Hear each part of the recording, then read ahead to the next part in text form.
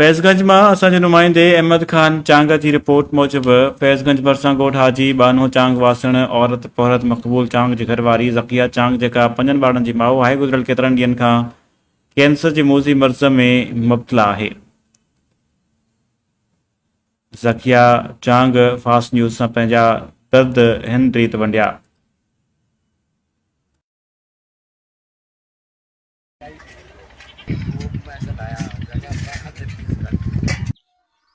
अभी छा थिए तो मुंहिंजी घरवारी हुआ छा थियो आहे अॼु कैंसर थी आहे घरवारी मुंहिंजी कैंसर थियो घणो टाइम थियो 2 साल थी विया आहिनि भई।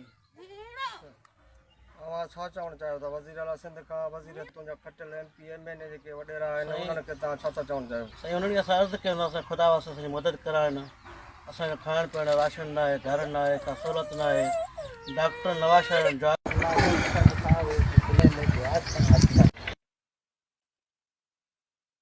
हिन चयो त इलाज कराए कराए थकिजी पिया आहियूं, असां इलाज लाइ घर जो अलाह ताला खपाए चुका आहियूं, पर हिन महिल ताईं हू ठीकु न थी सघी आहे। त मुड़ुसु मक़बूल चांग कुल्फियूं खपाए घर जो गाॾो हलाईंदो आहे। असां वटि एतिरा वसाइल आहिनि जो कैंसर जे मर्ज़ जो इलाज कराए सघूं। ज़किया चांग सिंध जी हुकूमत वसवरनि खां मुतालबो कयो त बिना देरि इलाज कराए ज़िंदगी बचाई वञे।